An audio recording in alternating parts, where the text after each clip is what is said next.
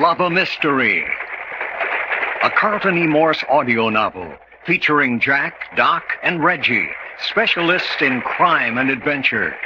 Now following the northwest trail of a missing millionaire, a killer cougar, and the Phantom Castle.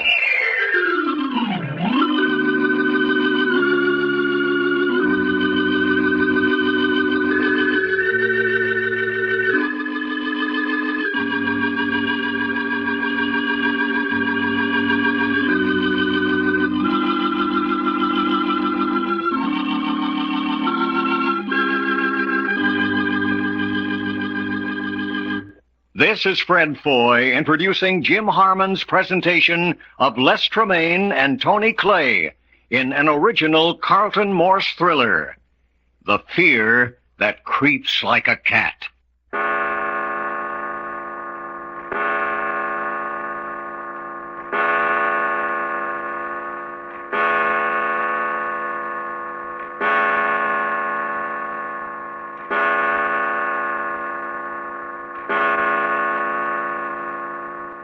7 o'clock at night in the great reception room of the Phantom Castle on an unidentified island somewhere off the west coast of Canada, Jack, Doc, and Reggie are prisoners of Richard Cooper.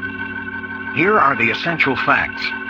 The castle, built in 1700 by the Russians, sank with the island only to emerge from the sea some 150 years later. It was found and restored by Richard Cooper and Alexander Archer, unbeknownst to the world. About the island is a vicious reef, preventing any ship from approaching and anyone on the island from escaping. Immediately about the castle is a deep moat of swift water, so that the castle stands on a tiny island within the main island. And here, within these great rooms, the three comrades are prisoners. Doc is in particular danger, because he is disliked by Cooper, and whom Cooper dislikes, he destroys.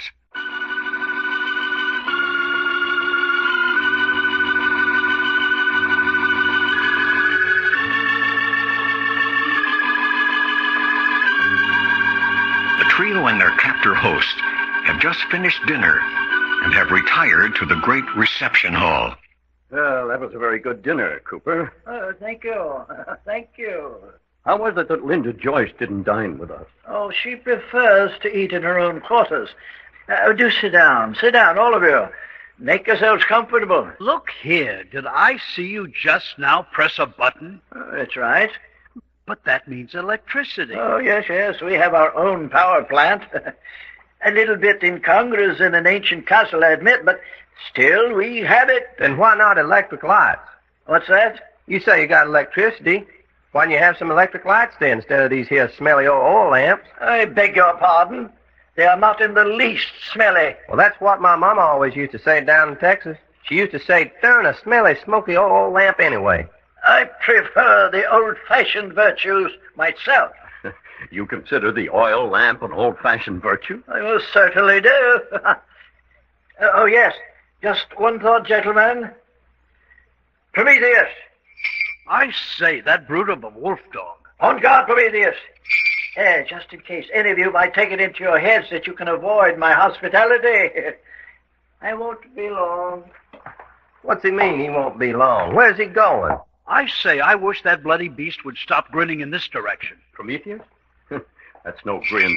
That's a leer. Keep looking at me with those bloodshot eyes, fangs like a bear. Yeah, more wolf than dog, if you ask me. That bell he wears on his collar is a fine bit of irony in itself.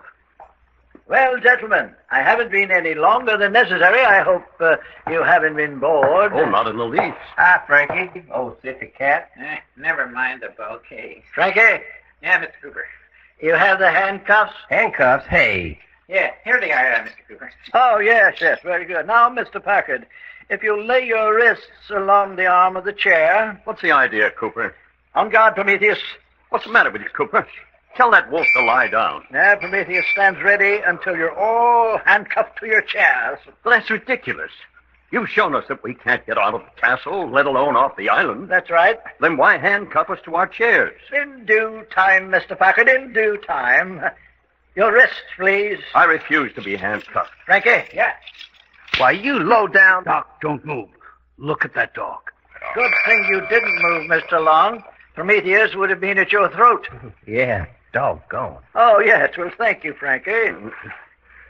That's the second dirty blow you've given me, Frankie, my boy. Packard the pachyderm, they call me. Never forgets an injury. Now then, Mr. York. Doc and I could give him a bit of a battle. With that wolf standing over Doc. Yeah, one whiff of his breath makes me weak at the knees. But at least we've got a fighting chance. No use, Reggie. Save it. Well, that's good advice, young man. Good advice. Now, the other arm. Ah, that's it. Sally Well don't like it. I can tell you that. All right, Prometheus. It's okay. Lie down. Now then, Frankie, bring that table with the lamp on it over here. Yeah, sure. Table, huh? Oh, yeah. Hey, ain't you going to handcuff me the same way as you done Jack and Reggie? Oh, that's right, Mr. Long. Huh. Yeah? But look here, why not? Aren't you enjoying your special privileges? That's it, Frankie. Put the table right down here between us. Yeah.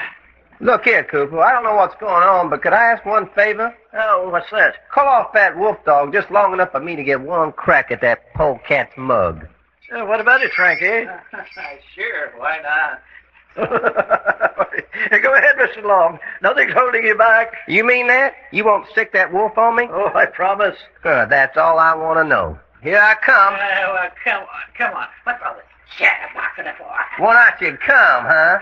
Yeah, that's what I said. All right. You asked for it. Frankie, get to your feet. Get to your feet, you hear? How the heck's he going to get to his feet when he's sleeping like a baby? I say, Doc, good work. Well, what do you think I was doing? Waltzing with him? Well, this is interesting. Yes, sit down, young man. Sit down. Why should I sit down? Huh? Yeah, I just knocked out Frankie, didn't I? What's going to keep me from treating you the same way? What is? Yeah, what is? Why, Prometheus here, I think. Oh, yeah. Lie still. Now then, will you sit down, please? Yeah, okay, sure. Now then, my boy, we're about to enjoy that little hand of draw poker we missed out on last night. Poker? Oh, yes. And here are the cards. Now, wait a minute, Cooper. Quiet, Packard. You're not concerned in this. Now, just wait a minute, Cooper. I ain't said I'd play you a game of poker. Oh, but you will, of course. Well, I don't know whether I will or not. I think you will. Now then, sit down and shuffle the cards while I explain the wager. No, sir. I ain't touching them cards till I hear what we're playing for. It's to be draw poker. Yeah? You are scheduled to be a part of a scientific experiment of mine. Don't listen to him. Quiet, please. There's no way out for you. You're my prisoner, and I shall use you any way I see fit. What's that got to do with this poker game? Oh, just this. You're going to gamble with me on how soon the experiment takes place. Do what? Yes. Yes, instead of money, these poker chips represent hours. Hours, huh? Ah. 24 chips, 24 hours. Oh, yes. At this moment, you are 24 hours away from your fate. Every chip you lose brings you 1 hour closer to the experiment. Every chip you win from me adds 1 hour to your life. You mean if I keep on winning chips from you, I keep adding hours to my life? That's right. And when I win all the chips in front of you, what happens? Oh, I'm the banker. I can keep on losing chips as long as it suits my humor. Well, what's we waiting for?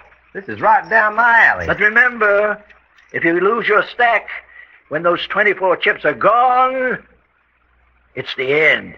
Start dealing the cards, Cooper. Win, lose, or draw. This is going to be one rip-snorting poker game.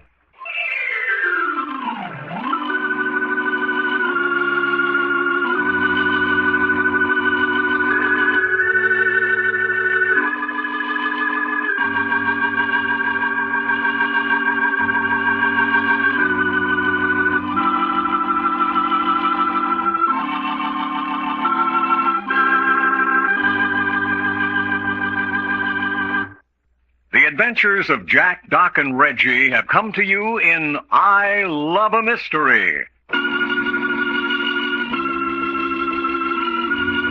Created and written by Carlton E. Morse.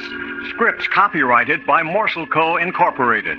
Produced and directed by story editor Jim Harmon. Featuring Les Tremaine as Jack Packard and Tony Clay as Doc Long. Consultants, Frank Brzee and David Lloyd. Your announcer, Fred Foy. This presentation has come from Hollywood.